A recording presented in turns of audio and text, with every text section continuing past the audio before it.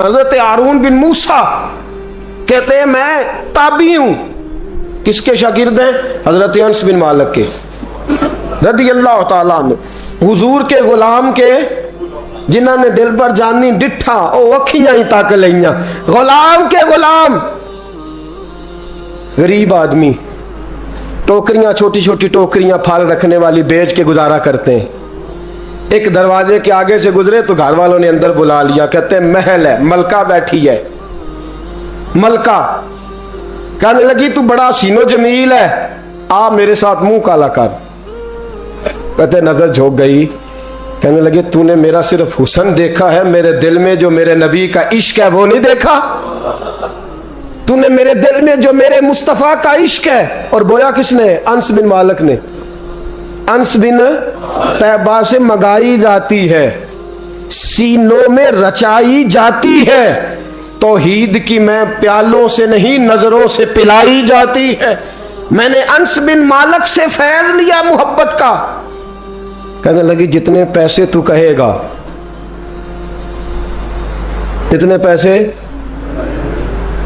जवानों, ना किसी गैर मुस्लिम बीबी के करीब जाना बिन निकाह के, सिर्फ पैसा इकट्ठा करने के लिए, सिर्फ जो है वो पासपोर्ट लेने के लिए, कागज बनवाने के लिए। ये देख नबी के मानने वाले कैसे होते। कहा ना, तूने देखा नहीं हम कौन है? पाक रसूल के मानने वाले, पाक नबी का पाक कुरान पढ़ते हैं, पाक दीन है हमारा, जहन भी पाक, नजर भी पाक, अकीदा भी पाक, नजरिया भी पाक। अल्लाह ने हमारे सीने भी पाक रखे हुए हैं। खबरदार। उसने कहा अगर तू बात नहीं मानेगा तो सजा दूंगी। कहने लगे दे ले। उसने कहा अच्छा तू तब भी ना बाज आया तो बादशाह से कहूंगी इसने मेरी इज्जत पे हाथ डाला है। कहने लगे मैंने बाथरूम जाना है। छत पे चढ़े, सबसे ऊपर वाली। एक रवायत तो यह है कि बाथरूम ऊपर था, पखाना किया तो वजूद पे मान लिया, पखाना किया तो वजूद पे, और फिर छत से छलांग लगा दी। कहते हैं यूं जमीन पे आया कि जैसे मां गोद में उठा के बेटा जमीन पे नहीं रख देती। कहते हैं जल्दी से नलके के करीब गया, अपना वजूद धोया, आंख खोली तो सामने खूबसूरत चेहरा, नौरानी आंखें, खुशबू ही खुशबू। मैंने कहा आप कौन है? तो कहने लगे मैं याकूब का बेटा यूसुफ हूं, हजरत यूसुफ अलैहिस्सलाम हूं। पता है तुझे जमीन पे किसने रखा है? कहा नहीं। कहने लगे तू पाक जवानी वाला है, तू पाकीज़ा नजर वाला है, तू पाक सोच वाला है।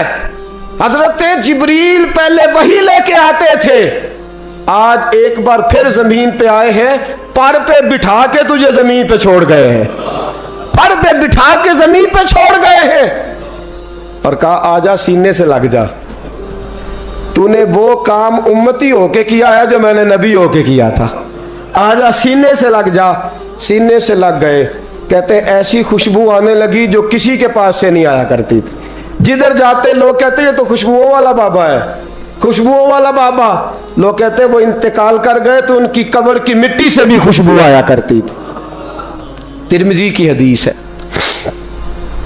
किफल बनी इसराइल का एक आदमी, मेरे रसूल पाक सल्लल्लाहु अलैहि वसल्लम फरमाते हैं बड़े ऐब करता, इस बीबी से चक्कर, उस बीबी से चक्कर, इस बीबी से राबता, उससे राबता, बुराइयां इतनी कि हद हो गई, ये नफसानियत गालब है उसके ऊपर। एक औरत आई, कहने लगी किफल बच्चे भूखे हैं, तू अमीर आदमी है, 60 दिनार चाहिए। कहने लगा तेरा रंग गोरा है, पहले मुंह काला कर। उसने कहा गरीब हूं, बच्चों ने मजबूर कर दिया है, तेरी मेरे। कहने लगा नहीं, पहले मेरे साथ मुंह काला करेगी। कहा अच्छा मैं रात को आऊंगी। औरत रात को आई। किफल ने हाथ आगे बढ़ाया तो बीबी कांपने लगी। कहने लगा कोई नहीं देख रहा, कोई नहीं देख रहा, कोई नहीं। बीबी कहने लगी जरा अंदर की आंखें खोल, अल्लाह तो देख रहा है। अंदर की खोल ना, अल्लाह तो देख रहा है, तू कैसे कहता है कोई नहीं देख रहा? बस दिल पे चोट आई, कांपा। 60 दिनार दिए, बीबी को वापस भेज दिया। आंखों में आंसू आए, कहने लगे या अल्लाह मौत दे दे। इंतकाल कर गया। मेरे रसूल पाक के लफ्ज है तिरमिजी में, फरमाया सवेरे दरवाजे पे लिखा था कद गफर अल्लाहु लिल किफल, लोगों गवाह हो जाओ अल्लाह ने किफल की बख्शिश फरमा दी है, अल्लाह ने माफ। अगर वो इतने अरबों के बाद बाज आ गया तो माफ कर दिया। मेरे दोस्त हम भी बाज आ जाए।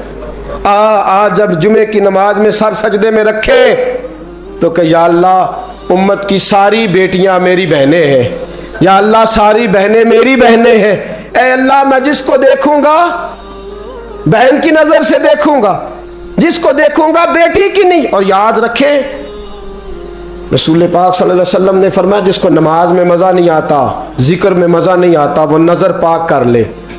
अगर नजर पाक हो गई तो इबादत में दिल लगने लग जाएगा। हदीस है, दिल लगेगा। और लित्तय्यबीन लित्तय्यबात, अगर तू पाक रहेगा तो तेरा घर भी पाक रहेगा, अगर तू पाक है तो तेरा बिस्तर भी। कुरान का फैसला है, मैं नहीं कहा। लिल खबीसीन लिल खबीसात, अगर तू गंदा है तो मत उम्मीद रखना कि तेरे घर में पाकीज़गी रहेगी। जैसी करनी वैसी भरनी पर बात आइंदा जुमे करूंगा, लेकिन ये इतनी सी बात याद रखे। फरमाया कुरान ने कि पाक मर्दों के लिए पाक औरतें होती हैं और खबीस मर्दों के लिए। ये कुरान कह रहा है, मैं नहीं कह रहा, कोई कौल नकल नहीं कर रहा। गंदे मर्द और उनके लिए और पाक मर्द।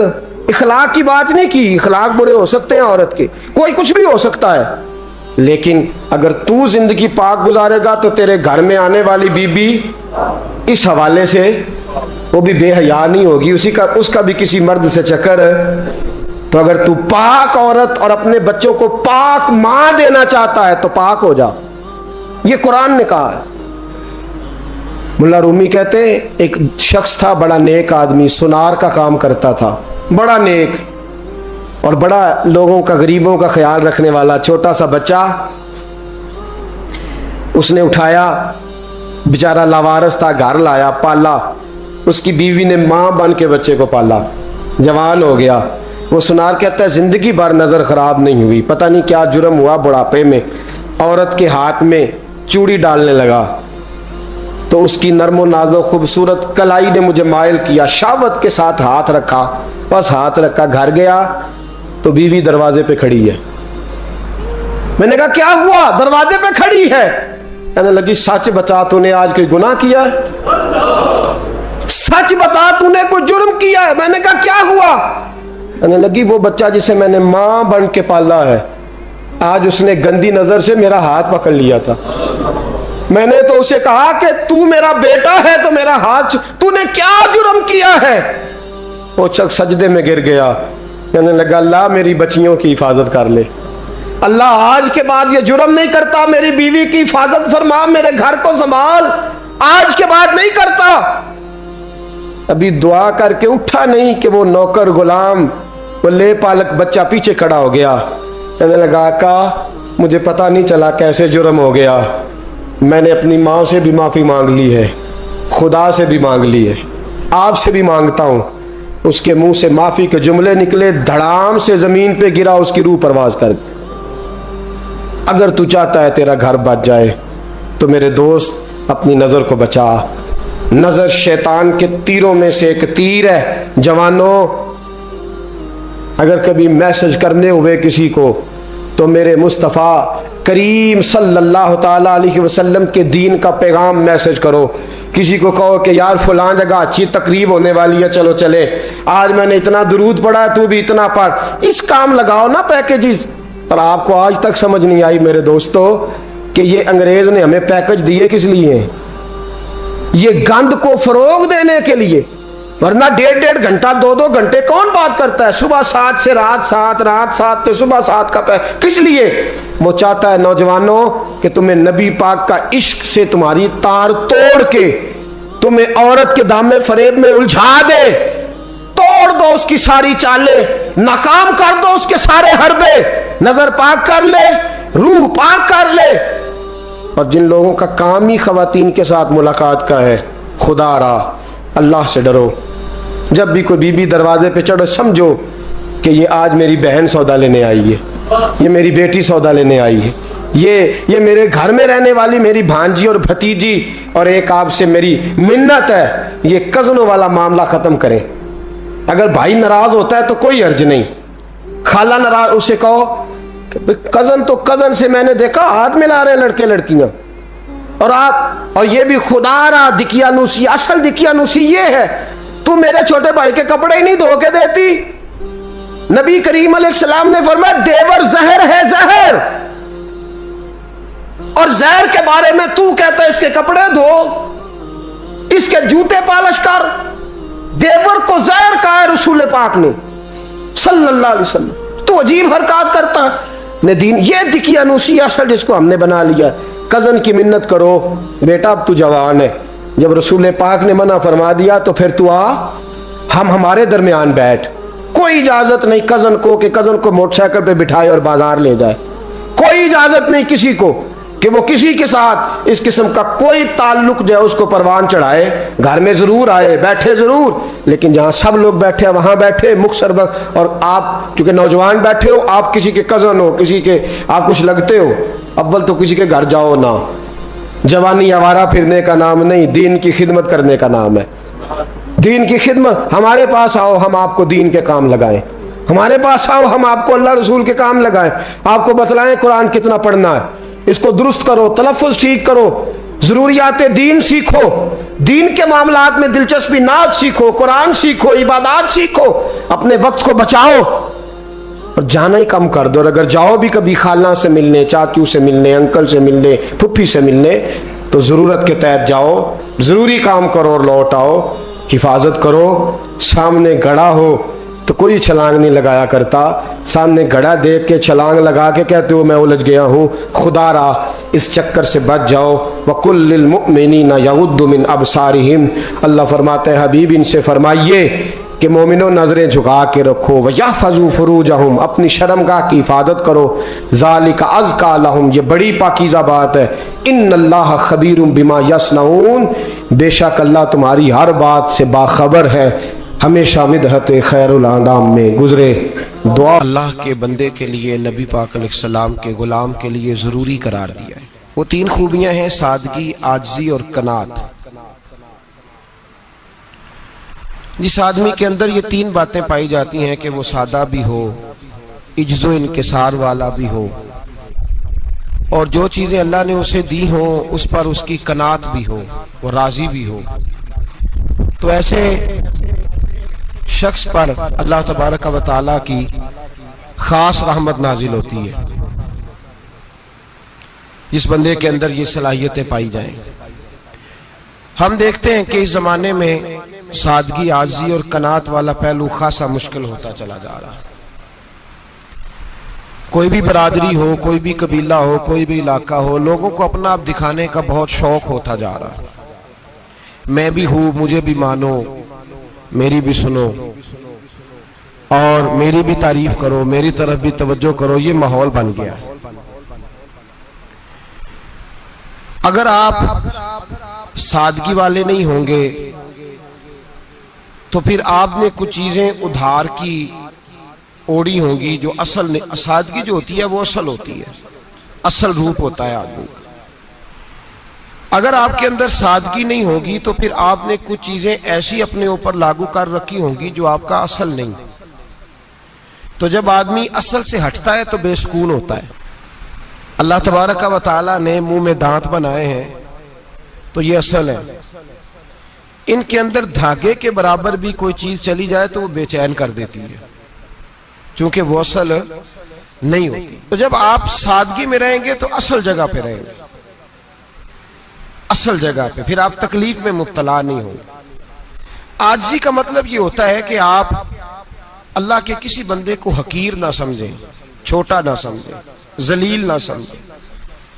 एक होती है एहसासे कमतरी कि समझना कि मैं माली तौर पे मेरे पल्ले कोई शय नहीं है, देखो कितना, ये एहसासे कमतरी है। आजिज़ी ये होती है कि ये ना समझ ले बंदा कि मेरे अंदर सलाहियत ज्यादा है, ये कमी है, ये छोटा है, ये निकम्मा है, ये बिल्कुल गुनाहगार है, ये तकब्बुर है।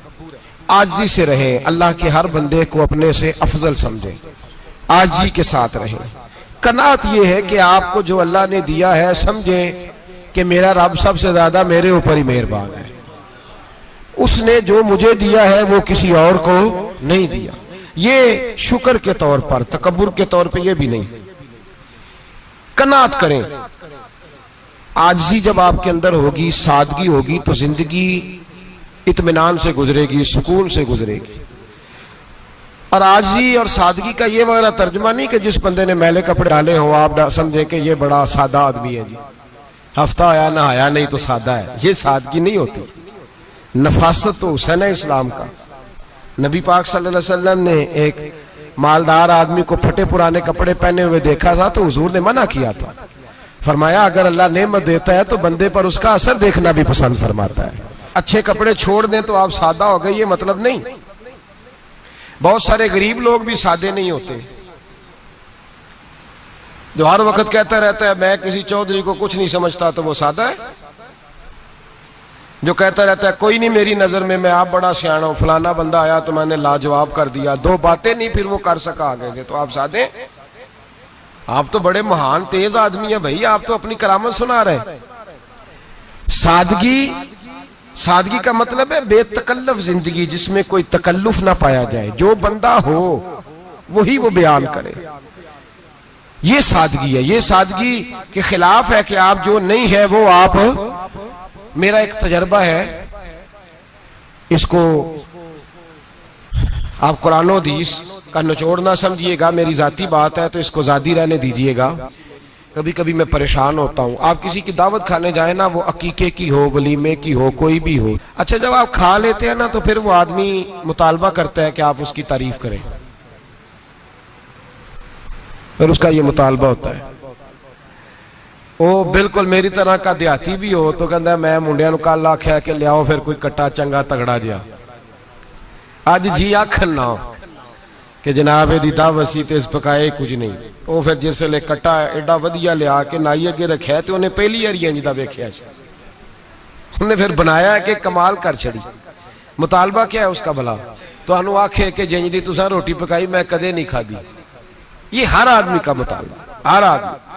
जनाब मैं सवेरे गया हूं तो ताजी सब्जी स्पेशल आपके लिए मैं लेके आया हूं, और ये वो वाली लाया हूं जो मिलती नहीं थी पूरी दुनिया से, सिर्फ मुझे मिली है। तो ये आजिज़ी नहीं, ये सादगी नहीं, ये बनावट है। ये मैं अमीर गरीब, ये सारे लोग ये काम करते हैं, सारे। जो हम नहीं वो हम बन के दिखाते हैं, जो हम हैं नहीं वो हम बनते हैं। उसका नुकसान ये होता है कि जब वो चीज जो असल नहीं होती वो आती है तो तकलीफ देती है। नबी पाक अलैहिस्सलाम की जिंदगी सादी थी। किस तरह की सादी थी? दो जुमले, हजरत अब्दुल्ला इब्ने अब्बास के दो जुमले और बात खत्म कर दी। फरमाते हैं मेरे रसूल पाक अलैहिस्सलाम की जिंदगी सादी थी। ये कैसी सादी थी? फरमाते हैं जो मिलता था हुजूर पहन लेते थे, जो सामने आता था खा लेते थे। कोई तकल्लुफ नहीं कि मैंने ये नहीं खाना, ये खाना है, ये नहीं लेना, ये लेना है। ये मिजाज नहीं, तबीयत नहीं। हमारी तो पसंद नापसंद होती है ना। हुजूर को कद्दू ज्यादा पसंद था, ये तो आपको हदीस में मिलेगा, ये तो मिलेगा। लेकिन ये नहीं मिलेगा कि नबी पाक सल्लल्लाहु अलैहि वसल्लम को गंदम नापसंद थी, ये नहीं मिलेगा। आपको ये तो मिलेगा कि रसूल पाक को दूध ज्यादा पसंद था, ये नहीं मिलेगा कि सादा पानी नापसंद था। ये तो आपको मिलेगा कि नबी करीम सैयद आलम सल्लल्लाहु अलैहि वसल्लम जमीर पर सोने को पसंद करते थे। ये नहीं मिलेगा कि चारपाई पर सोने को नापसंद करते थे। यानी हुजूर की जिंदगी सादी है, उसमें तकल्लुफ हमारी पसंद नापसंद होती है, और जो जोश है हमें पसंद नहीं वो फिर है ही नहीं सही, वो गलत हो गई फौरन, वो सिरे से उसका कोई असर ही नहीं रहा, वो बिल्कुल तबाह हो गई। मेरे हबीब पाक सैयद आलम अलैहिस्सलाम ने सादी जिंदगी गुजारी और आजिज़ी वाली जिंदगी गुजारी। हम लोग आजिज नहीं होते, आजिज नहीं हो। अगर हम लोग आजिज हो जाए तो लड़ाइयां खत्म हो जाए। हर खानदान में हर घर में लड़ाई है, इसका मतलब है कि आजिज़ी, जहां आजिज़ी होती है वहां लड़ाई नहीं होती, झगड़ा नहीं होता। हमारा भाई से, भतीजे से, भांजे से, बीवी से, ससुराल वालों से, रिश्तेदारों से, भाइयों से अगर इख्तलाफ चल रहा है और हर जगह चल रहा है तो सारी जगह तो गलतियां नहीं ना पाई जाती, कहीं हमारी भी गलती होती है। तो ये जो इख्तलाफ चल रहे हैं और सुलह नहीं हो रही, इसकी वजह यह है कि हमारे अंदर आजिज़ी इनकिसारी हो, तो फिर तो झगड़ा ही कोई नहीं। मेरे नबी पाक अलैहिस्सलाम की जिंदगी में आजिज़ी है, इनकिसारी है, इसलिए हुजूर ने कभी लंबी चौड़ी बातें नहीं सुनाई। सहाबा कहते हैं नबी पाक अलैहिस्सलाम तकरीर छोटी करते थे, नमाज लंबी पढ़ते थे। तकरीर, नमाज, हमारी बातें लंबी और नमाजें अल्लाह अकबर, उल्ट बिल्कुल सिलसिला। नबी पाक अलैहिस्सलाम ने सादगी, आजिज़ी को अपनाया।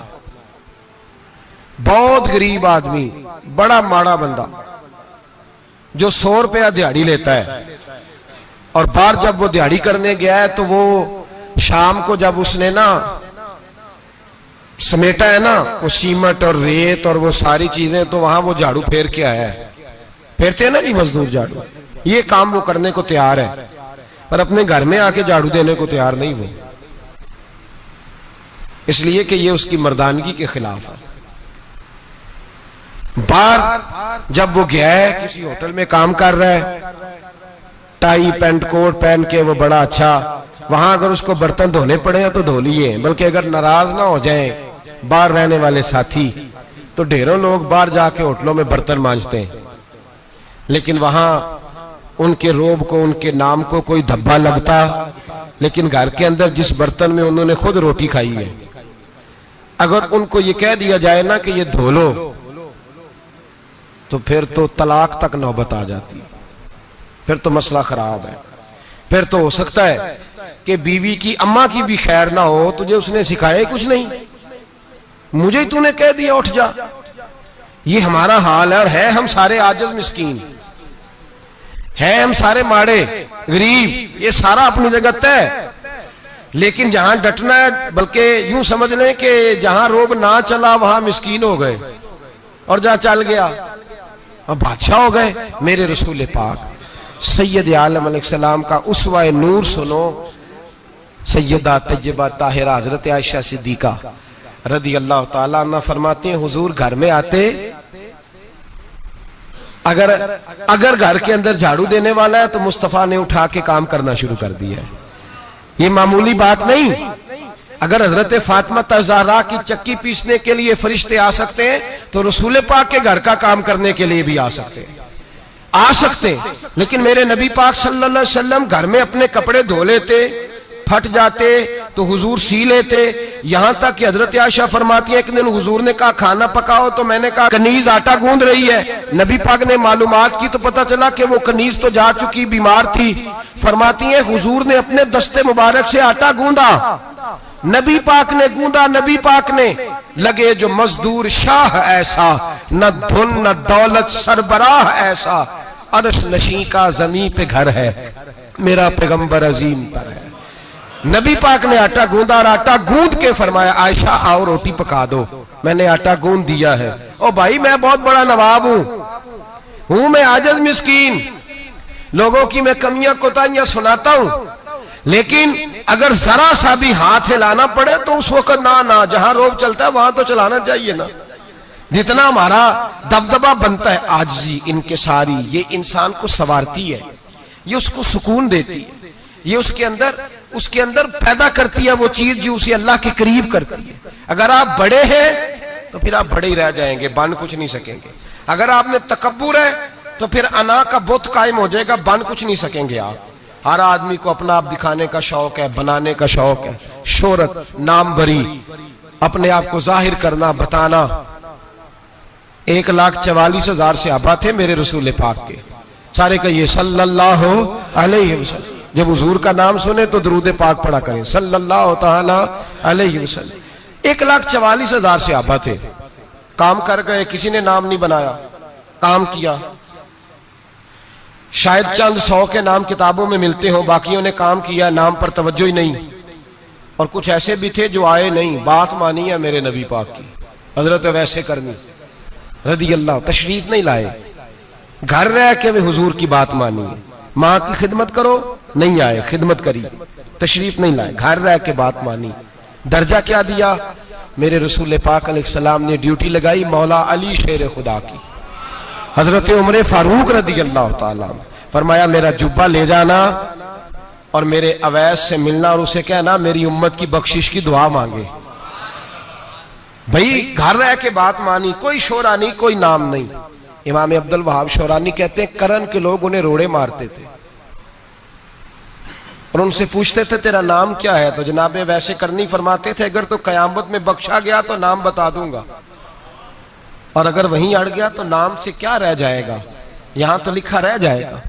और फिर दुआ मांगी। इमाम शोरानी ने लिखा है दुआ मांगी हजरत अवैस करनी ने, ए अल्लाह मैंने जिंदगी छुप के गुजारी है, मुझे जाहिर ना करना। मैं सिरापा मखजन राज था और रहा था मुद्दतों राज में, ये तो तेरा शौक के दीद कशा कशा मुझे खींच लाया मजाज में। ए अल्लाह मैंने पर्दे में वक्त गुजारा है, अल्लाह मस्तुरना बिसुतरिकल जमील। ए अल्लाह बस मुझे पर्दों में रखना, पर्दों में उठ बुलिया चल उथे बसिए, जिथे बस देनी सारे ही अन्ने, ना कोई साडी जात पछाणे ना कोई सानू मन्ने। ए अल्लाह मुझे पर्दा दे, शोहरत नहीं चाहिए, मेरा नाम ना हो, कोई जाने कोई पहचाने ना, बस मैं तेरा हूं तो छुप के तेरे पास आ जाओ। इमाम फरमाते अल्लाह 70,000 फरिश्ते कयामत के दिन हजरत अवैसे करनी की शक्ल के पैदा करेगा और उन फरिश्तों के अंदर छुपा के जनाबे अवैस को अपनी और अपने महबूब की बारगाह तक ले जाएगा, चूंकि वो छुपे रहे।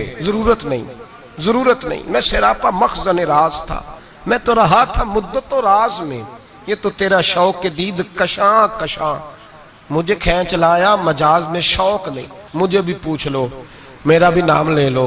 अब तो इस कदर ज्यादा अना का बुत आ गया, रोटी खिलाओ, जिसको खिलाई उसकी फोटो खींच के फेसबुक पे दो, पानी पिलाया तो पहले उसकी फोटो दे लो, अगर सलाम लिया तो पहले छोड़ दो यार, बस करो। ये अना के बुत बना लिए हम लोग, किस चक्कर में पड़ गई है दुनिया। एक गरीब को 2, 4, 5 रुपए क्या दे दिए, एक आटे का थैले का दे दिया, 4 अखबारों में खबर दे दी, ये आजी है, ये तरीका है। अब तो लोग यहां तक रियाकारी करने लगे, नमाज पढ़ने के लिए आते हैं तो पहले फोटो खींच के आते हैं जुम्मे की तैयारी करते हुए। बस कर दें, बस करें, कहीं रुके, किसी जगह स्टॉप करें, अपने अंदर इंकिसारी पैदा करें। जो खत्म हो गया वो बच गया, जो अपने आप को बनाता रहा वो कभी बन ना सका।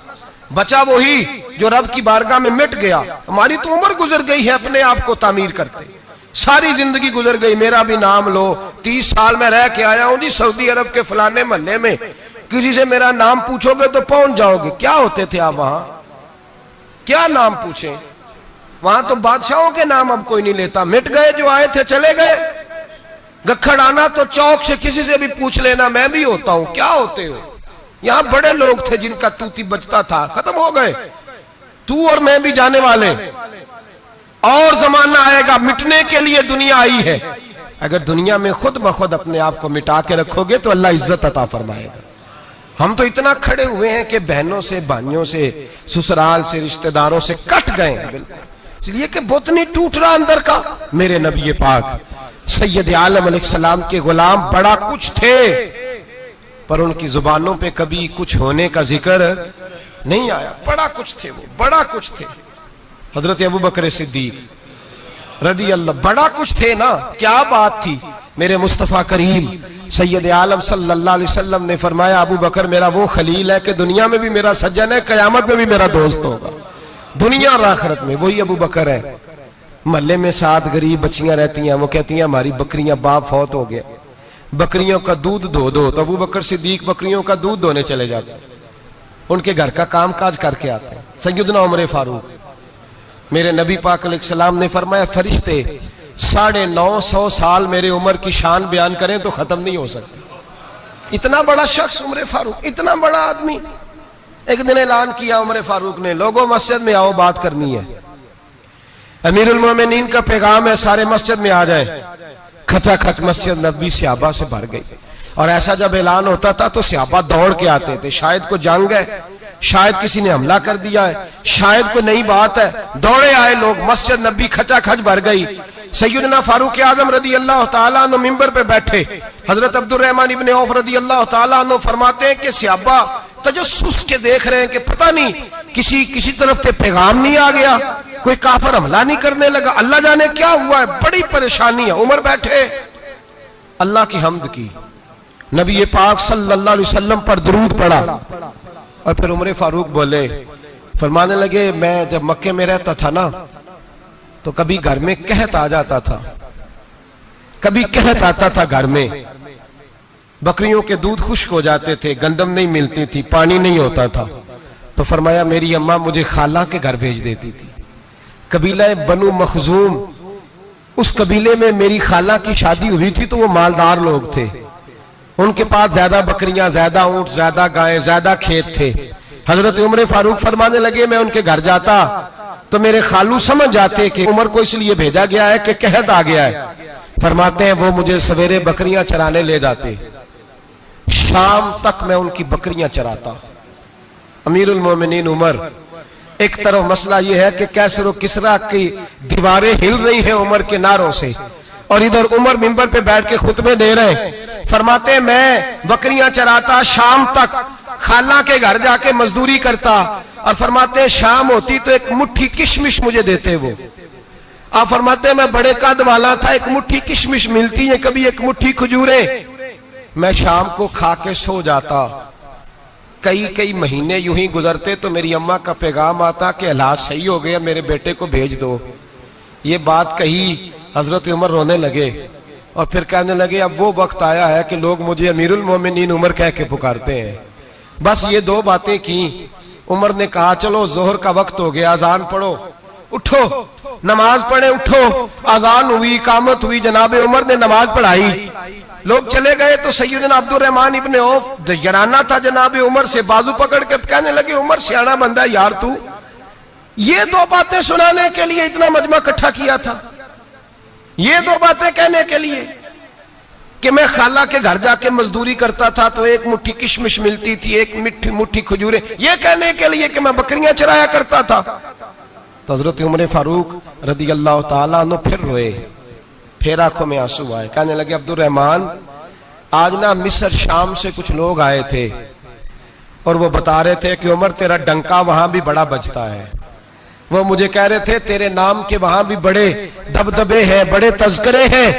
तो मेरा नफ्स मुझे कह रहा था उमर देखा देखा तू यहां बैठा है और वहां तेरे नाम का शोर हो रहा है, मुझे इसने बड़ा किया है। तो मैंने आज मुस्तफा के सारे गुलाम इकट्ठे करके अपनी औकात बता दी है।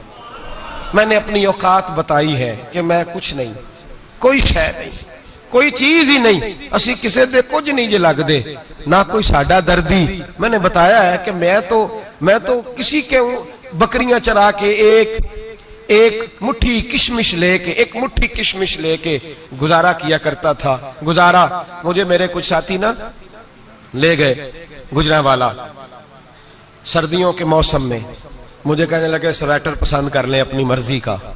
तो मैंने कहा यार मुझे तो वही मजा आता है जो मेरी अम्मा क्रोशिये से बनाया करती, वही वो पहले अब्बा पहनते थे, फिर वही स्वेटर बड़ा भाई पहनता था, फिर हमारे खाते में आ गया। और फिर उसकी तारीफें होती थी गुर्बत छुपाने के लिए, उसकी तारीफें होती थी, बड़ी बड़ी मेहनत से बना है जी, क्या बात है, बड़ा गर्म है, तो अब छोटे भाई को दे दिया जाए। हमने कहा वो वही जमाना देखा है, वही रंग देखा हुआ है और उस पर फख्र है। अब तो लोग जब कुछ हो जाता है ना, दो चार लोग जानने लगते हैं तो लोग फटाफट दावा कर देते हैं खानदानी रईस आजम हूं, बड़ी बात है। ऐसी कोई बात नहीं, जिसको अपना आप याद रहता है उसे खुदा भी याद रहता है, जिसे अपना आप याद रहता है उसे रसूलुल्लाह भी याद रहते हैं, जिसे अपना आप याद रहता है उसकी नजर में दूसरे लोग भी कुछ होते हैं, दूसरे लोग भी कुछ होते हैं। मैं उम्रे के लिए, हज के लिए जाता रहता हूँ, रब मुझे अपने फजल से बुला लेता है। तो मैं एयरपोर्ट से नीचे उतरा तो एक साहब मेरे जानने वाले थे, दौड़ के आए और मुझे कहने लगे क्या बात है, सुना है इस दफा आप सऊदी एयरलाइन से आए, सीधा मदीना शरीफ आए, क्या बात है आपकी। और मैंने कहा साहब छोड़ दें, मैं भी जब पहली दफा आया था तो मैं भी बड़ा घूर घूर के एयरपोर्ट देखता था, मैंने कभी देखा जो नहीं था, मैं बड़ा घूर घूर के देखता था, कोई ऐसी बात नहीं है, ये निजाम कुदरत है, बादशाह के फैसले हैं, वो जब चाहता है जिस तरह के चाहता है फैसले फरमा लेता है, तो ये उसके फैसलों की बात है। हम लोग ना जिस हैसियत पे होते हैं वहीं रह जाते हैं, पिछली बात भूल जाते हैं, इसलिए हम चाहते हैं जो भी हमें मिले झुक के मिले, जो भी आए, और ये मेरा आपका सबका मुश्तरका मामला है। मेरे नबी पाक सल्लल्लाहु ताला अलैहि वसल्लम ने सहाबा से पूछा तुम्हें बताऊं जन्नत के बादशाह कौन होंगे, जन्नत के आम लोग नहीं, जन्नत के, बोलिएगा जरा, जन्नत के अल्लाह बादशाह। जन्नत में तो जाना बड़ी बात है, और हुजूर जन्नत का भी बादशाह। इब्ने माजा में लफ्ज है, तुम्हें पता है जन्नत के बादशाह कौन होंगे? तो मेरे मुस्तफा करीम सल्लल्लाहु ताला अलैहि वसल्लम के गुलामों ने कहा हुजूर हमें नहीं पता। तो हुजूर ने फरमाया जन्नत के बादशाह वो लोग होंगे जिन्हें दुनिया में कोई भी नहीं जानता था, जिनके कपड़े सादे होते थे, जो गरीब लोग होते, जो सिफारिश करते थे तो उनकी कबूल कोई नहीं करता था, जो किसी के साथ जाते थे तो उनको मानता कोई नहीं था। वो जन्नत के बादशाह होंगे, बादशाह। और फरमाया क़यामत के दिन जब लोग उन्हें देखेंगे तो उन पर फख्र करेंगे, रश्क करेंगे, कहेंगे क्या बात है तुम्हारी, यहां तो शौक ही बड़ा है। गरीबों ने भी पोस्टर बनाए हुए हैं, डाकुओं, लुटेरों, चोरों की तस्वीरों के साथ लगवाए हुए, अपने आप को बड़ा करने के लिए। आज ही इख्तियार करें, आज ही इख्तियार करें, अपने आप को मिटाने की कोशिश करें। रब करीम के बंदे आगे बढ़ बढ़ के अपना आप दिखाते नहीं, बड़ा शौक है, पहले फोटो खिंचा लो, बाकी बातें बाद में होंगी, पहले वीडियो बना लो, बाकी कुछ और बाद में होगा। पहले अब तो परसों तरसों मुझे एक मौलाना कहने लगे कि आपसे मैंने, वो यहाँ जुमा पढ़ने आते हैं कभी कभी, मेरे दोस्त हैं, कहते हैं आपसे मैंने सुना था अगर कोई उस नबी पाक का फरमान है, अगर कोई नजराना दे तो उसको ले लो, अगर कोई तोहफा दे तो उसको, हुजूर ने फरमाया ले लो अगर तुम्हें को देता है, अपनी मर्जी से, मांगना मना है, कुछ दे दे तो ले लो, वरना एक वक्त आएगा तुम मांगोगे तुम्हें मिलेगा नहीं, जब को दे दे तो ले लो। कहने लगे आपने कहा था को दे दे, तो उस वक्त से मैं कोई सूट देता है मुझे मेरी मस्जिद का नमाजी तो मैं ले लेता हूं, कोई मुझे कोई और शय देता है तो मैं आपसे सुन के, तो अगर मेरी मस्जिद का नमाजी सूट पकड़ाते साथ फोटो भी खींचे तो फिर मेरे लिए क्या हुक्म है? वो खुशबू की डब्बी देते हुए साथ फोटो भी खींचे, फिर मेरे लिए क्या हुक्म है? कहने लगे रमजान में ये हाल हुआ है कि लोग कपड़े दे रहे थे और फोटो खींच रहे थे, क्या चक्कर है, कहां चले गया? गरीब आदमी की इज्जत नफ्स को कुचल डाला पकड़ के। एक जोड़ा साल के बाद इमाम को दिया, उसकी भी तस्वीर खींच के फेसबुक पे दे डाली। ये हमारी आजिज़ी है, ये हमारा प्यार है, ये हमारा अंदाज है। भाई ये हम गलत रास्ते पे, गलत डगर पे चल निकले, हमें वापस आना पड़ेगा। मेरे नबी पाक अलैहिस्सलाम ने आजिज़ी को पसंद किया। हुजूर शोहरत से, नामवरी से दूर रहते, नबी पाक अलैहिस्सलाम ने आजिज़ी, इनकिसारी और सादगी और कनात इनको अपना के रखा, सीने से लगा के। ये नहीं कि माल नहीं आया, बहरीन से लाखों दिनार आए हुजूर के जमाना ज़ाहिरी में, तबूक के बाद फतुहात हुई तो लाखों दिनार आए, लेकिन हजरत आयशा कहती है हमारे घर में 4 दिन के बाद ही रोटी पकी है, हमने एक वक्त ही खाना खाया, लाखों रुपया आया है, पर हमारे घर के अंदर जो खाना आया है वो सिरका ही आया है। हमने रात अगर रोटी बच गई है तो सवेरे उठ के रात वाली खाई है। हमारे घर के अंदर वही हालात रहे, इसलिए कि मेरे नबी पाक अलैहिस्सलाम ने फरमाया मैं तुम्हारी दुनिया से हासिल करने नहीं आया, मैं तो मुसाफिर की तरह वक्त गुजारने आया। हम ज्यादा के चक्कर में निकले तो बड़ा कुछ कुचल के आ गए, बड़ा कुछ। आजी जब पैदा होती है, इनकिसारी जब पैदा होती है, जब तवाज़ो आती है, फिर इंसान बनता है, फिर वो समझता है, फिर उसके अंदर तब्दीली आती है, फिर वो। और बुजुर्ग फरमाते हैं आजी वाले को नमाज में भी लज्जत आती है, वरना तो किसी ने पूछा था, एक शायर इस्लामाबाद में रहते थे, तो उनसे किसी ने पूछा कि आपका शहर किस तरह का है? उन्होंने कहा मेरा उस शहर अदावत में बसेरा है जहां लोग सजदों में भी लोगों का बुरा सोचते हैं। मेरा उस शहर अदावत में बसेरा है जहां लोग सजदों में भी लोगों का, नमाज पढ़ते हुए कहते हैं देखो कितनी बू आ रही है इससे, कपड़े नहीं बदल के आया, नमाज पढ़ते हुए भी साथ वाले के बारे में बुरा सोच रहे हैं। जब आजी सैयद अहमद कबीर रिफाई रहमतुल्लाह ताला अलैह, ये सिलसिला रिफाइया के शेख हैं, आला हजरत रहमतुल्लाह अलैह ने इनकी बड़ी तारीफ लिखी है फतावा रज़विया में। मिस्र के अंदर सिलसिला रिफाइया और शाज़िलिया, बहुत सारे लोग इस सिलसिले में मुरीद हैं। सैयद अहमद कबीर रिफाई इतने बड़े सूफी थे कि मेरे मुस्तफ़ा करीम सल्लल्लाहु अलैहि वसल्लम के रोजे पर हाजिरी देने गए। नबी पाक की बारगाह में हाथ दुआ करें, अल्लाह हम सबको वहां हाजिरी नसीब फरमाए, अल्लाह हम सबको बार बार ये मौके अता फरमाए। सैयद अहमद कबीर रिफाई हाजिरी देने गए तो जब नबी पाक के गुम्बद पे पहुंचे तो कहने लगे या रसूलल्लाह मैं कब्र देखने नहीं आया, मैं तो दीदार करने आया। हुजूर ये तो ज़ियारत में करता रहता था, दीदार करने आया। ये कह के रोने लगे। इतनी देर रोए कि मेरे मुस्तफ़ा करीम ने अपना दस्ते मुबारक कब्र से बाहर निकाल दिया। हाथ मुबारक बाहर आया, 10,000 लोगों ने देखा। कितने लोगों ने? अब यहां भी लोगों को शक होगा जी कैसे बाहर आया, तो बुखारी सुना देता हूं, मसला जरा हल हो जाए। मस्जिद नबी की तामीर हो रही थी। तामीर तो कहते हैं कि दीवार नहीं, तामीर करते वक्त ना एक दीवार गिरी, ये बुखारी के लफ्ज है। दीवार गिरी तो एक पैर बाहर आ गया। पैर को देखा तो कहते हैं हाथ रखते थे तो उसमें बिल्कुल ऐसे था जैसे खून साइडों पे हो गया, बिल्कुल जिंदा। शोर हो गया कि ये नबी पाक का कदम मुबारक है, हुजूर का। बहुत सारे लोग इकट्ठे हुए, उलमा को बुलाया, पैर देखा तो कहने लगे नबी पाक का नहीं, ये तो सैयदना फारूक आजम का है। जब ये कहा ना फारूक आजम का है तो फिर एक शोर उठा कि ये हाल है उनके गुलामों का, तो सरकार का आलम क्या होगा। ये हाल है उनके गुलामों का तो फिर सरकार का आलम। ये बुखारी है। तो जिंदा है वल्लाह, तो जिंदा है वल्लाह, मेरी चश्मे आलम से छुप जाने वाला। सैयद अहमद कबीर रिफाई इतने बड़े, नबी पाक सल्लल्लाहु अलैहि वसल्लम ने दस्ते मुबारक बाहर निकाला, 10,000 लोगों ने देखा। किसी ने हजरत सैयद अहमद कबीर रिफाई से पूछा कि बाबा इतना बड़ा दर्जा, इतना बड़ा मकाम कैसे मिला? तो बाबा जी कहने लगे जिंदगी में कभी किसी को हकीर नहीं समझा, किसी को कभी हकीर, कभी किसी को अपने से कमतर नहीं समझा। तो अल्लाह ने देखे ना, अगर आप नहीं समझेंगे तो उसके लिए भी आपको उन्वान मिल जाएंगे, और अगर समझना है अपने आप को बड़ा तो उसके लिए भी मौके मिल जाते हैं। हजरत शफीक बल्खी बहुत बड़े सूफी बुजुर्ग हुए, पर नौजवान थे, जवानी में ही अल्लाह ने बड़ा मर्तबा दिया। हजरत अब्दुल्ला बिन मुबारक बूढ़े थे, दोनों एक महफिल में इकट्ठे हुए। अब बगदाद सारा मानने वाला था और दोनों का मानने वाला था। आखिर में दुआ बुजुर्ग कराया करते थे महफिल के इख्तिताम पर। हजरत शफीक बल्खी जनाब अब्दुल्ला बिन मुबारक से कहने लगे आप दुआ करें, आप दुआ करें, आप बुजुर्ग हैं, अब जिसने जो मानना है उसे उसके लिए उन्वान भी मिल जाएगा। हजरत सैयदना अब्दुल्ला बिन मुबारक कहने लगे बेटे तू दुआ कर, तेरी उम्र थोड़ी है, तेरे गुनाह भी थोड़े हैं, तेरी उम्र थोड़ी है, तेरे गुनाह भी थोड़े हैं। तो सैयदना शफीक बल्खी कहने लगे नहीं हुजूर आप दुआ करें, आपकी उम्र ज्यादा है तो नेकियां भी तो ज्यादा ही है ना, नमाजें भी तो आपकी ज्यादा है ना, रोजे भी तो ज्यादा, रमजान भी तो आपकी उम्र में ज्यादा है ना, आज भी तो आपने ज्यादा। अगर आपने किसी को अपने से बड़ा समझना है तो उन्वान आपको मिल जाए, छोटा समझना है तो उसके लिए भी उन्वान आपको। बात तो ये है कि आप क्या करना, अगर आप किसी को हकीर समझना चाहते हैं तो बात खत्म हो गई।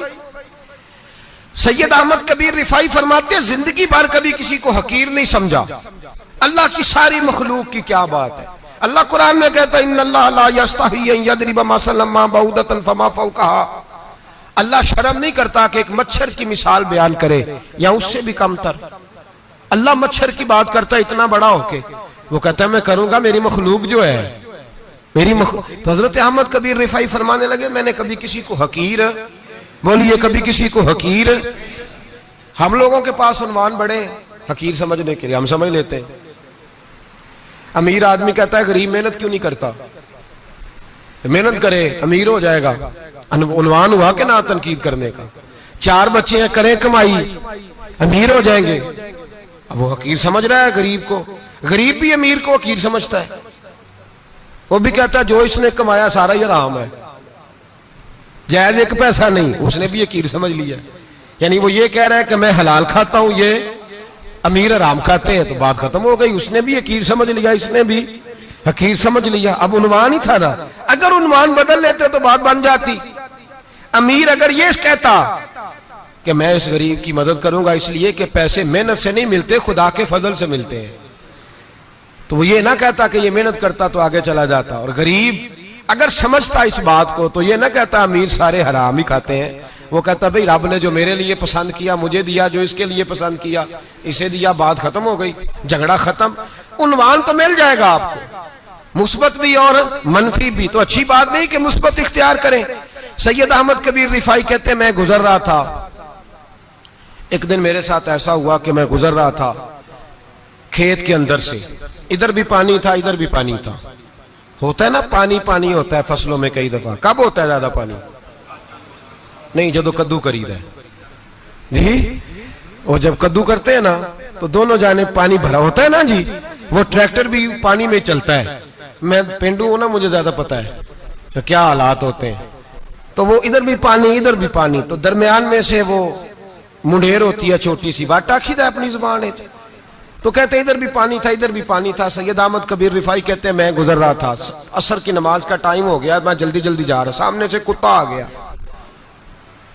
इंसान अशरफुल मखलूकात है, लेकिन वो अल्लाह का शुक्र करेगा कि उसने मुझे अशरफ बनाया है।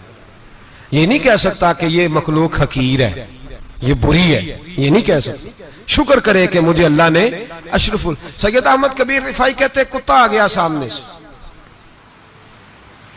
अब कुत्ता आया तो मुझे जल्दी थी, कुत्ता भी भीगा हुआ था। अब मेरा दिल करे कि कुत्ता नीचे उतरे तो मैं गुजरूं, कुत्ता खड़ा है कि ये साइड पे हो तो मैं गुजरूं।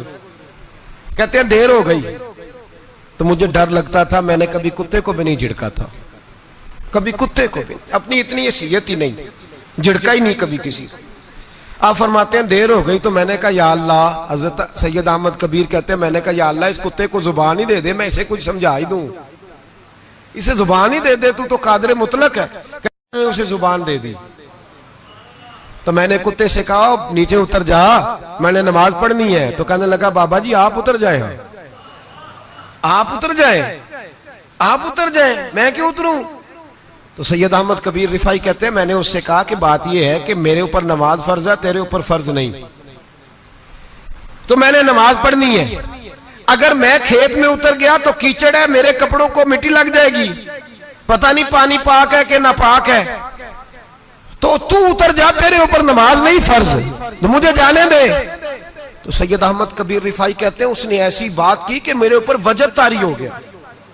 कुत्ते ने बात की तो मैं कांपने लगा। राती जागे शेख सदावे, राती जाग दे कुत्ते, तैथों उत्ते मालक दा दर मूल न छड़ दे, भावे मारो 100 जुत्ते, तैथों उत्ते वो एक बुरकी दा कदर पछानन, भावे मालक हो मन सुत्ते, तैथों उत्ते रुखा सुखा खा दिने जार रुखा विच सुत्ते, ते तैथों उत्ते उठ बुलिया चल यार मना लै नहीं ते बाजी लै गए नहीं कुत्ते, उठ बुलिया चल यार मना लै नहीं ते बाजी लै गए कुत्ते, ते तैथों उत्ते। सैयद अहमद कबीर रिफाई कहते हैं वो मुझे कहने लगा आप उतर जाए, तो मैंने कहा भाई मेरे ऊपर नमाज फर्ज है, तेरे ऊपर फर्ज नहीं, तू उतर जा, मेरे कपड़े आलूदा हो जाएंगे तो क्या करूंगा?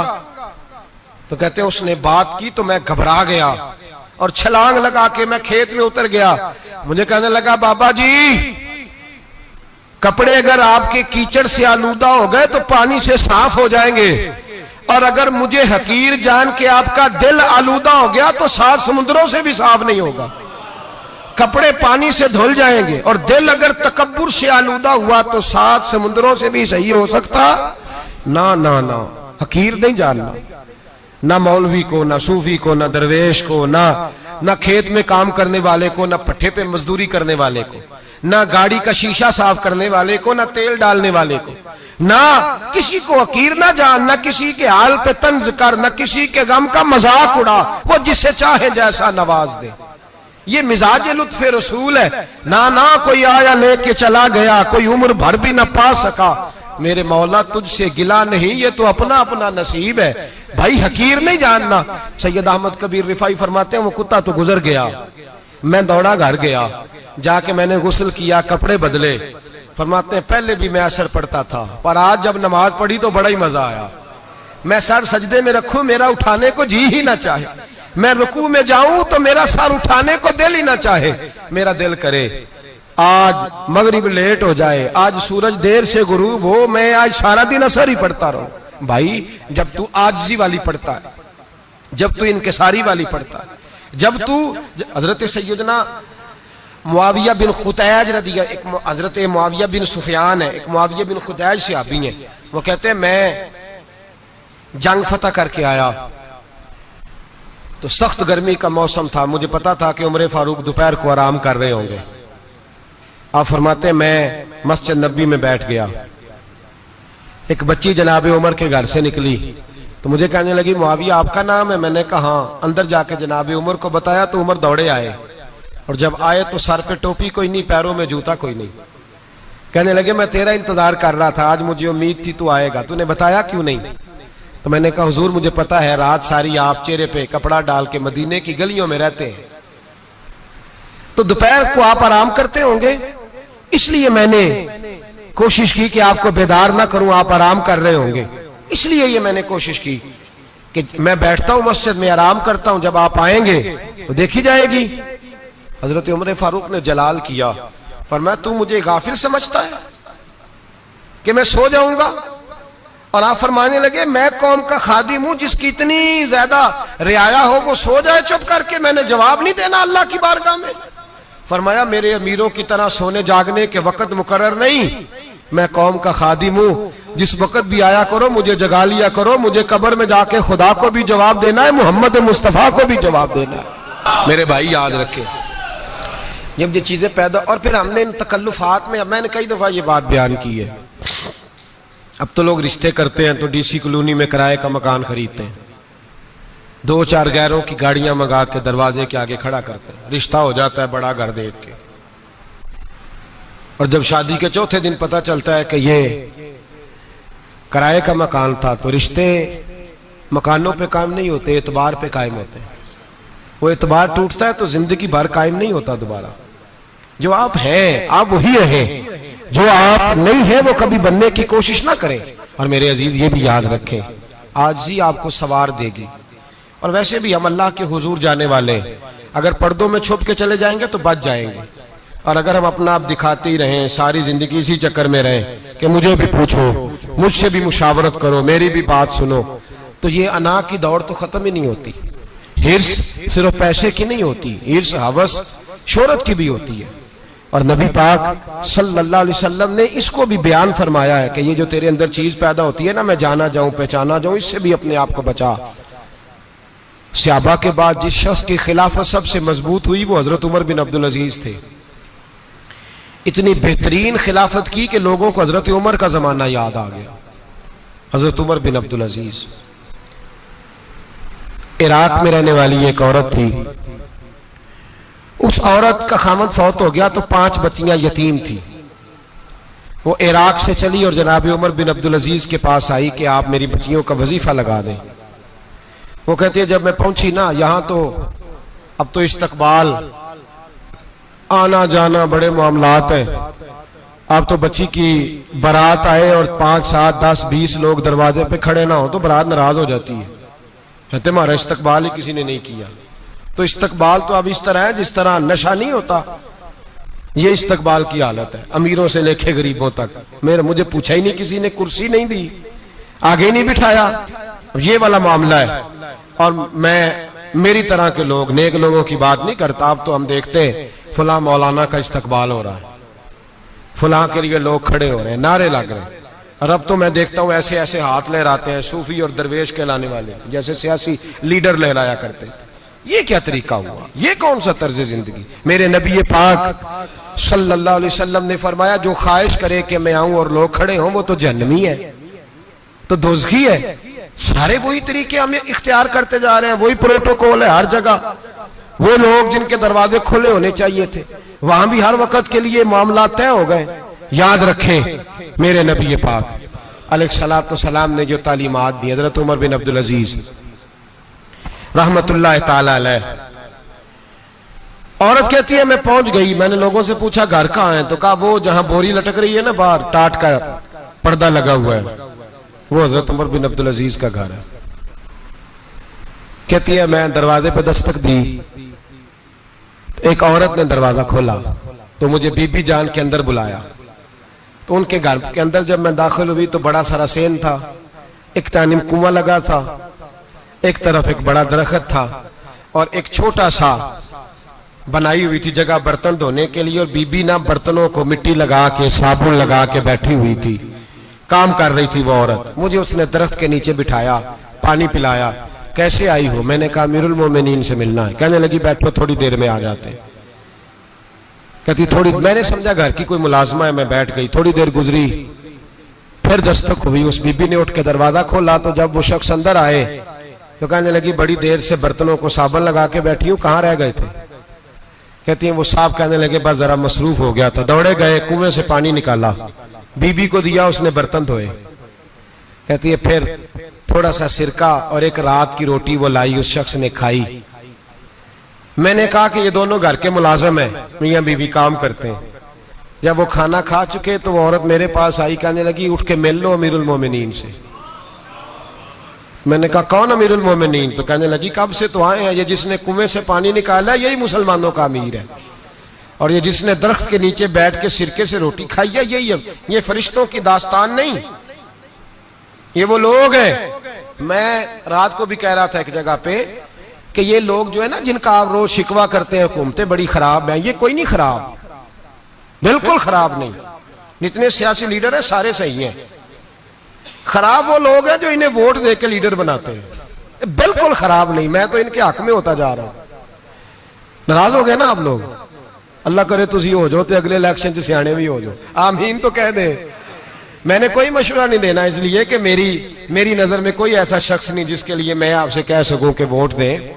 और हम तो ऐसी बात करें तो कई लोग नाराज होकर चले जाते हैं, लेकिन कोई परवाह नहीं, इसलिए कि ये दीन मेरे नबी पाक का दीन सिर्फ मस्जिद का दीन नहीं। इंशाअल्लाह आइंदा जुम्मे नजरिया पाकिस्तान बयान करूंगा और बताऊंगा कि पाकिस्तान का मतलब क्या, ला इलाहा इल्लल्लाह मुहम्मदुर रसूलुल्लाह सल्लल्लाहु अलैहि वसल्लम। हुजूर का जो कुरान नाफज होगा मस्जिद में, वो कुरान कचहरी में भी नाफज होगा इंशाअल्लाह। और वो कुरान नाफज होने आया है, असेंबलियों में वही कुरान नाफज होगा इंशाअल्लाह। और यही चिराग जलेगा तो रोशनी होगी। बयान करेंगे और डट के बयान करेंगे, आपको बताएंगे। बस जो बात समझा रहा हूं फिल वक्त वो समझे। मुजरम वो नहीं जो बड़ा बन के लूटता है, मुजरम वो है जो उसको सपोर्ट करता है, जिसने उसे बड़ा बनाया है। ये याद रख लें, हमारी कोई बचत नहीं होगी, हमसे पूछा जाएगा।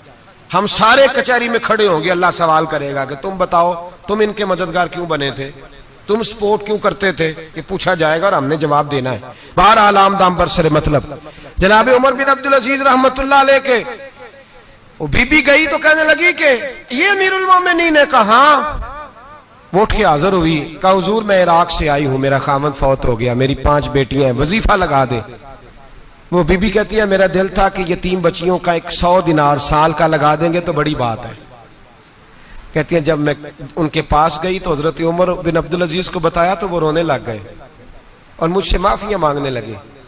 मैंने कहा हुजूर आप क्यों माफी मांगते हैं? तो कहने लगे इसलिए माफी मांग रहा हूं कि तू मेरी रियाया में थी और तेरी 5 बच्चियां यतीम थी, तुझे खुद चल के आना पड़ा है। मेरा काम था तेरी खबर लेता, माफ कर दे अल्लाह की रिजा के लिए। उन्होंने वजीफा लिखना शुरू किया तो मेरी एक बच्ची का 1000 दिनार साल का लिखा। मैंने कहा अल्लाह तेरा शुक्र है। फिर दूसरी बच्ची का 1000 लिखा तो मैंने कहा अल्लाह तेरा शुक्र है। तीसरी का 1000, चौथी मैंने कहा शुक्र है। जब चौथी का लिखा तो मैंने कहा अल्लाह आपका इकबाल बुलंद करे, अल्लाह आपको हमेशा इसी तरह फलता फूलता रखे। कहते हैं जनाब उमर बिन अब्दुल अजीज ने कलम रख दिया, फरमाने लगे मैं 5वीं का वजीफा नहीं लिखूंगा, 4 बहनों से कहना बांट के इसे भी दे दे। कहा हुजूर क्यों? आप फरमाने लगे जब तक तू अल्लाह का शुक्र अदा कर रही थी मैं भी रब से जुड़ा हुआ था और अल्लाह से डर के लिख रहा था। अब तूने मेरी तारीफ की है, अब मेरी जात आ गई है, अब मैं अगर ये वजीफा लिखूंगा तो इससे अल्लाह राजी नहीं होगा, इससे मेरे नफ्स में रिया पैदा होगी। अब मैं 5वीं का नहीं लिखूंगा, जा और जाके इराक के गवर्नर को दे। बीबी कहती है मैं घोड़े पे बैठी और मैं चंद दिनों के बाद इराक पहुंची। जब सवेरे आके मैंने वालिए इराक को रुका दिया तो वो चीख मार के रोया। मैंने कहा क्या हुआ? तो कहने लगा बीबी आज रात को हजरत उमर बिन अब्दुल अजीज का इंतकाल हो गया, फौत हो गए, तो इंतकाल कर गए। कहती मैं भी तड़प के रोई। मैंने कहा मेरी यतीम बच्चियों का क्या बनेगा? तो वो गवर्नर कहने लगा तेरे वजीफे जारी रहेंगे, तुझे मिलते रहेंगे। तो कहने लगी कैसे? कहने लगा मैं अगर तो गवर्नर रहा तो तेरा वजीफा जारी रहेगा और अगर गवर्नरी से उतर भी गया तो मैं जाती तौर पे मालदार हूं, फिर भी तेरी बच्चियों के माहाना पैसे पहुंचते रहेंगे। मैंने कहा तू क्यों देगा? कहती वो रो पड़ा। कहने लगा अगर अमीर हजरत उमर बिन अब्दुल अजीज जैसे हो तो फिर अल्लाह गवर्नरों के दिलों में भी रहम डाल दिया करता है, फिर मेरे जैसे लोगों को भी वो बदल देता है। हजरत उमर बिन अब्दुल अजीज घर आए, 3 बेटियां थी, एक को आवाज दी, वो आई तो उसने मुंह पे हाथ रखा है। दूसरी को आवाज दी, वो आई तो मुंह पे हाथ रखा है। तीसरी को आवाज दी तो मुंह पे हाथ रखा है। आपने अपनी बीवी से कहा कि ये बच्चियां मुंह पे हाथ क्यों तीनों ने रखा हुआ है, क्या बात है? तो बीबी रो पड़ी, कहने लगी 4 दिन हो गए मेरी बेटियां प्यास से रोटी खा रही हैं। 4 दिन हो गए, उनके मुंह से बदबू आती है, इसलिए वो आपके सामने आती हैं तो मुंह पे हाथ रख लेती हैं 4 दिनों से। बीबी रो रही है, हजरत उमर जलाल में आ गए। आप फरमाने लगे, तू ये रो रही है, तू रोई है, तूने मेरे घर में रह के अल्लाह की नाशुक्री की है, तू शुक्र अदा नहीं करती कि 3 वक्त प्याज और रोटी तुझे घर की 4 दीवारी के अंदर मिल जाता? रो रही है। और मैं, आ मेरे साथ बाहर निकल, तुझे वो लोग दिखाऊं जो झोपड़ियों में रहते हैं और मांग के खाते हैं। आ तुझे दिखाऊं। इतनी नाशुक्री कि घर के अंदर प्याज पहुंच रहा है, रोटी पहुंच रही है, और तू कहती है मेरी बेटियां प्याज से खाती हैं, शुक्र कर फाके नहीं काटने पड़े। फिर अगले लफ्ज कहे तो रो पड़े। फरमाने लगे, मैंने तो मुस्तफा के वो हालात भी सुने हैं जिसमें कई दिन बीबी फातिमा ने फाके किए। तू घर के अंदर प्याज पहुंच रहा है, तो अभी भी सादगी, आजिज़ी और कनात नेमत थी इन लोगों की। हमारे यहां रोज शिकवा है, किस बात का? गाड़ी कोई नहीं। रोज रोना है, किस बात का? बंगला कोई नहीं। रोज रोना है, किस बात का? बैंक बैलेंस कोई नहीं। 10 जोड़े क्यों नहीं ईद पे आए? और ये सिर्फ औरतों का मसला नहीं, हमारे अंदर भी ये बात बदरजे औलब। हम रोज अपने आप को मिस्कीन कहते हैं, गरीब कहते हैं, लाचार कहते हैं, मजबूर कहते हैं। जान वाले जान दी खैर होवी, जान लगियां इंज ते जाईदा नहीं, जाइए दिला दी सुने सुना के,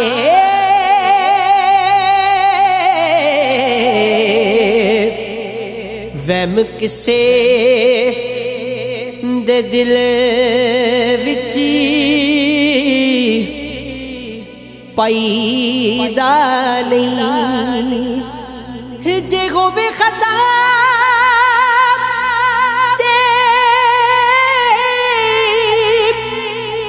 भुला दिए,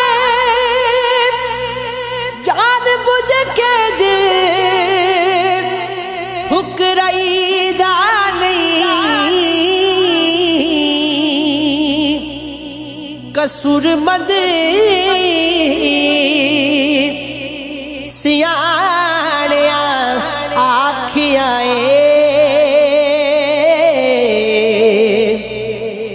हिसाब सजना नाल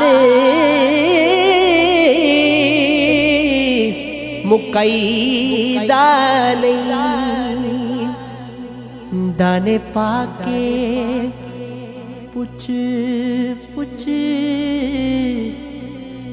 करके